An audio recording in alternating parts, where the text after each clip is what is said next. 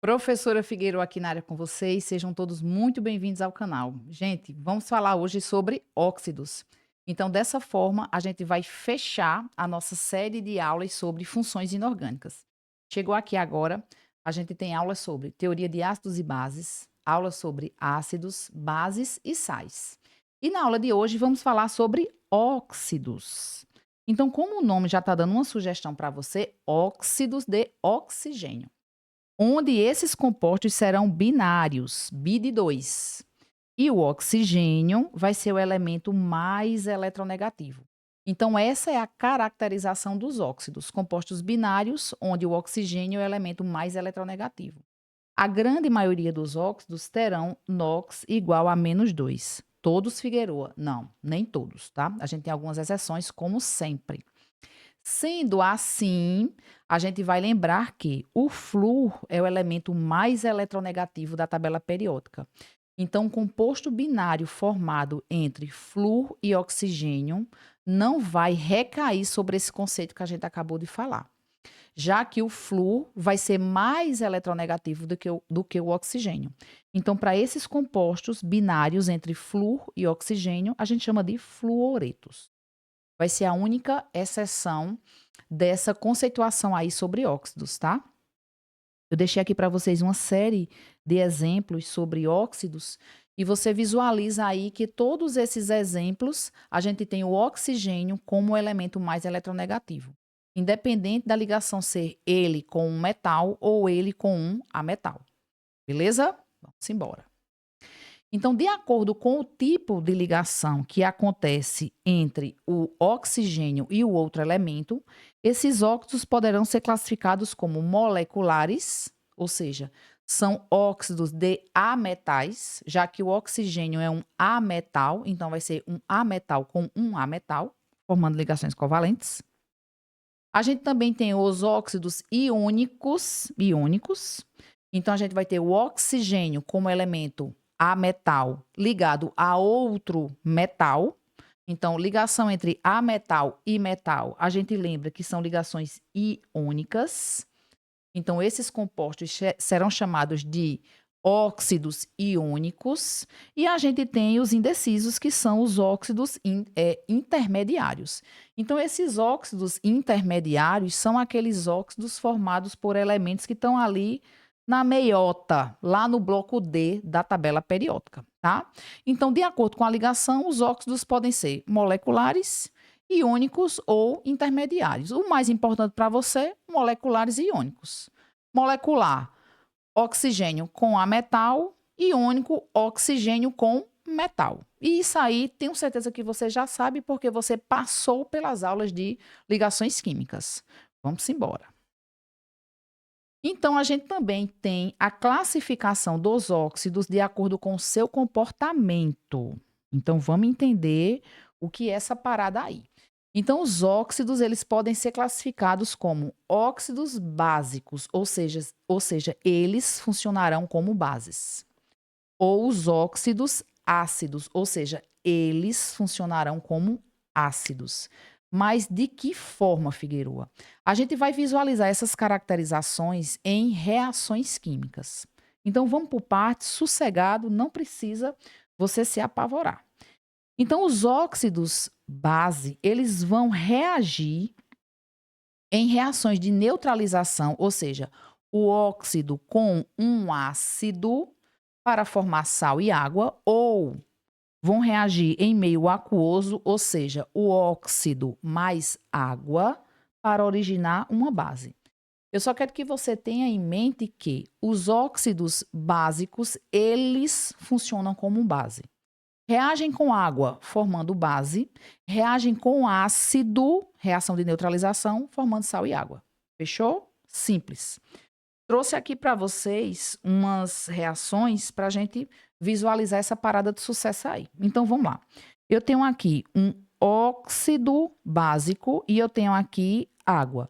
Então, essa reação entre o óxido e a água vai formar uma base. Então, a base a ser formada, hidróxido de potássio. Não esqueça de balancear a sua equação. Então, se você tem 2 átomos de potássio, precisamos ter 2 aqui também. Não é isso?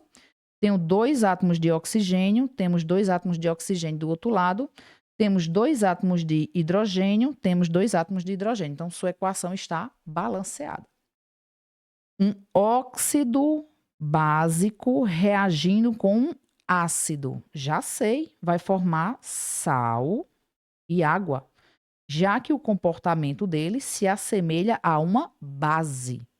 Então, qual seria o sal formado através desse óxido e desse ácido?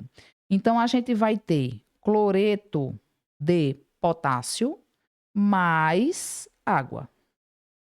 Veja que eu pego o cátion e junto com o ânion. E o resto é exatamente sua molécula de água. Não esqueça de balancear. Você está vendo aqui, ó, 2 átomos de potássio. Deixa eu apagar para você visualizar. 2 átomos de potássio, então eu tenho que ter 2 lá do outro lado. Vou colocar 2 aqui. Eu tenho aqui 2 átomos de cloro, né? Isso aqui nos produtos, aqui nos reagentes. Então, lá do outro lado dos produtos, eu também tenho que ter 2. Então, o que está faltando aí? Hidrogênio. 2 hidrogênios, 2 hidrogênios. Um oxigênio, um oxigênio. Sua equação está balanceada. Fechou?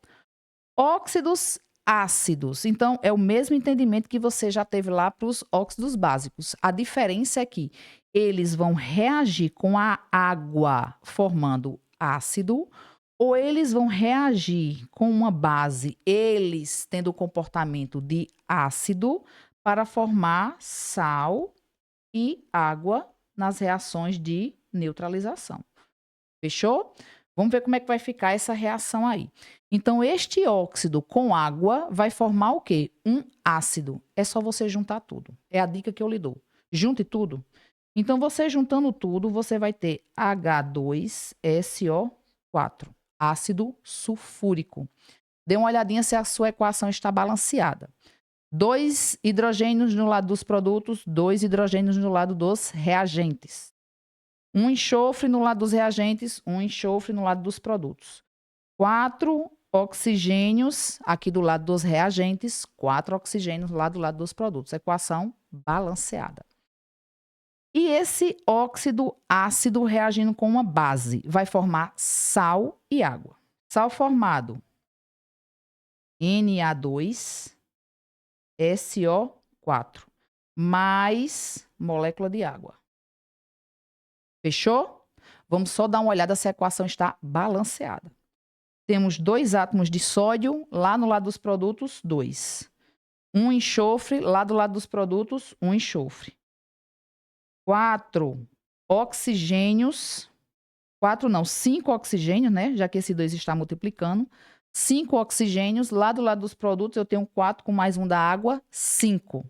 2 hidrogênios, né? Já que esse 2 também multiplica o hidrogênio, lá do lado dos produtos, 2 hidrogênios. Então, sua equação está balanceada. Então, gente, facinho. Óxidos básicos eles funcionam como uma base. Óxidos ácidos, eles funcionam como um ácido. Beleza? Vamos embora. A gente vai ter os que nem são ácidos, nem se comportam como base, que é os que a gente vai chamar de óxidos neutros, ou seja, nem reagem com água, nem reagem com ácido, nem reagem com base, ou seja, são óxidos inertes. Eles são extremamente estáveis. A gente tem aqui o monóxido de nitrogênio, monóxido de carbono e o óxido de nitrogênio. Então, esses óxidos, eles são extremamente estáveis, não vão reagir com ninguém, beleza? E temos os anfóteros, que são exatamente o lá e lo. Então, alguns se comportam como ácidos e outros se comportam como base. Em reações com água ou em reações de neutralização, né? Se for um óxido ácido, ele vai reagir como ácido. Se for um óxido base, ele vai reagir como uma base. Mas isso aí vai depender do meio, tá? Então, esses óxidos anfóteros dependem do meio que eles estão reagindo para eles se comportarem ou como ácidos ou como base. Como é que eu posso mais ou menos ter uma noção de quem são esses óxidos anfóteros? São formados por metais, é uma dica preciosa para vocês, e metais que têm um NOx elevado. Então, aqui a gente tem uma série de óxidos anfóteros, ou seja, dependendo do meio, podem se comportar como ácidos ou como base. Fechou? Vamos embora. A gente tem uma classe de óxidos chamados de peróxidos, tá? Lembra lá no começo da aula eu falei que o quê? A maioria dos óxidos, o NOx, a carga vai ser igual a -2, tá? Nos peróxidos, que são óxidos, o NOx vai ser igual a -1. Então, os peróxidos são óxidos. A única diferenciação é que o NOx vai ser igual a -1. Então, eles, quando reagem com água ou com ácidos bem diluídos, eles vão produzir o nosso peróxido de hidrogênio, que é o que a gente chama de água oxigenada. Então, o nome ele já dá uma dica para você, né? A própria fórmula do composto. Água oxigenada, porque a gente tem um oxigênio a mais. Neste caso aí, o oxigênio está com a carga -1. Lembrando que na água, que é um óxido, o NOx do hidrogênio é igual a -2, tá? Figueiredo, como classificar peróxidos e óxidos? Como classificar? Cara crachá. É só você olhar a fórmula molecular do composto e você fazer a continha para achar o NOx do oxigênio. Se o NOx for -2, é um óxido. Se o NOx for -1, vai ser um peróxido. Veja, fazer um exemplo aqui para vocês. O potássio está na família 1 da tabela periódica, só possui um NOx. E o NOx é +1. Se você tem 2 potássios, então o NOx é +2. Lembrando que o somatório dos NOx em uma molécula tem que dar igual a 0. Então, neste caso, os 2 átomos de oxigênio têm que assumir a carga -2, os 2. Dessa forma, o NOx do oxigênio, neste caso, é igual a -1. Entendesse? Então, é cara crachá. Dá uma olhada na fórmula do composto e lembre-se que o somatório das cargas, o somatório do NOx tem que dar igual a 0. Aí você consegue se ligar e classificar. Isso aqui é um óxido, isso aqui é um peróxido. Beleza? Simbora. E em questão a nomenclatura dos óxidos. Gente, é a nomenclatura super fácil, não precisa você memorizar absolutamente nada. E se você já passou pelas outras funções inorgânicas, então você vai pegar carona em muita regra. Não é muita coisa que vai mudar aí para você, não. Então, se o elemento que está ligado ao oxigênio só tiver um NOx, então a nomenclatura vai ser óxido de e o nome do elemento. Olha a dificuldade aí, 0. Então, se o elemento só tem um NOx, por que eu estou falando isso? Porque a gente tem elementos que têm NOx variável. Por exemplo, o ferro, o ouro, o chumbo. E quando esses elementos formam compostos iônicos, na nomenclatura, eu preciso dizer qual elemento eu estou utilizando. Porque essa questão da carga do NOx vai impactar nas propriedades desse composto. Então, a gente não tem a mesma nomenclatura para compostos com características diferentes. Então, isso precisa ser representado através da nomenclatura do composto, tá? Então, vamos fechar o nosso pensamento aqui. Óxidos formados por elementos que só têm um NOx. Por exemplo, quem, Figueiredo? Por exemplo, aquela galera, aqueles metais lá da família 1 e 2, onde o NOx ali não vai variar. Então, aquela galera ali que só tem um NOx, ou, por exemplo, o alumínio, que está lá na família 3, mas também só tem um NOx, então a nomenclatura dessa galera vai ser óxido de e o nome do elemento. Então, ó, por exemplo, aqui vai ser óxido de... Ficou meio feio. De bário. Lembrando que bário está na família 2. Óxido de cálcio. Óxido de alumínio. Sossegado? Sossegado demais. Certo, agora vamos para a parte difícil, que nem existe. E aqueles óxidos formados por elementos que têm mais de um NOx? Sossegado do mesmo jeito. Você tem duas alternativas. Ou você coloca o NOx do elemento entre parênteses, em algarismos romanos, como você já aprendeu nas nomenclaturas que a gente visualizou para ácidos e bases, ou você utiliza os sufixos ico para maior nox e oso para menor nox. Tranquilo demais. Então, veja, as duas substâncias que vocês têm aqui embaixo são óxidos formados a partir do metal ferro. Só que eu tenho um óxido formado com um ferro 3+, e eu tenho um óxido formado com o ferro 2+. Então, eu não posso dizer que a nomenclatura desses dois compostos que vocês estão visualizando aí é óxido de ferro, porque são compostos diferentes. Até a própria forma molecular é diferente. Então, você diz na nomenclatura qual o NOx que você está utilizando. Então, ó, óxido de ferro, entre parênteses, algarismo romano, ferro 3, ou óxido de ferro, algarismo romano 2. Queria usar a outra nomenclatura, ico e uso, mesma coisa, só que diferente. Óxido, tira a preposição de,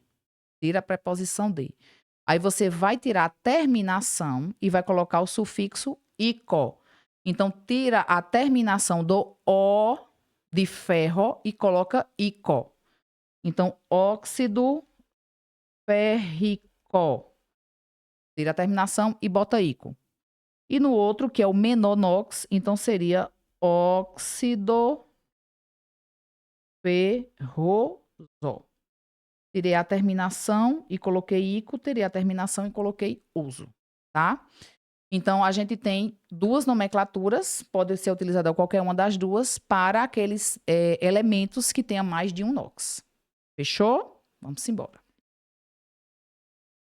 Então, a gente também tem alguns óxidos que são extremamente importantes para o nosso cotidiano. Então, são substâncias que convivem com a gente.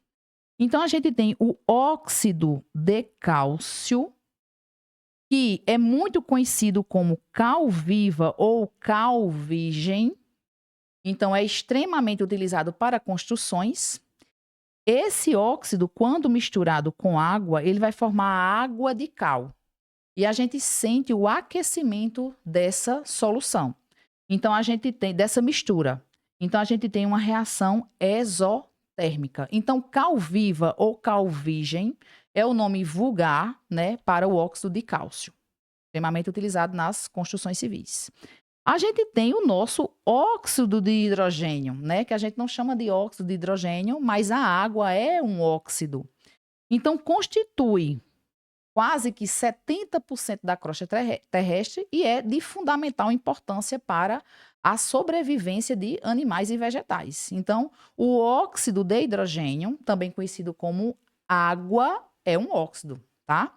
E a gente tem o dióxido de carbono, que é também conhecido como gás carbônico, participante do processo de fotossíntese. Ou seja, sem esse óxido também a gente não conseguiria ter existência aqui nesse planeta. Lembrando que esse rapaz aí também é um dos grandes responsáveis pelo efeito estufa. Essa nomenclatura, gente, de dióxido de carbono é também uma nomenclatura utilizada para óxidos. Então, a gente pode utilizar de 2 se eu tiver 2 oxigênios. Queria outro exemplo aí, Figueroa. Por exemplo, dióxido de 2 de nitrogênio. Por exemplo, dióxido de enxofre, porque tenho 2 oxigênios. Por exemplo, trióxido de enxofre. Então, são também nomenclaturas empíricas utilizadas para a gente nomear os óxidos. Fechou? Então, galera, se você chegou na nossa aula até aí, eu acho que eu mereço um joinha. Deixa aí um comentário e vem fazer parte dessa comunidade. Até a próxima!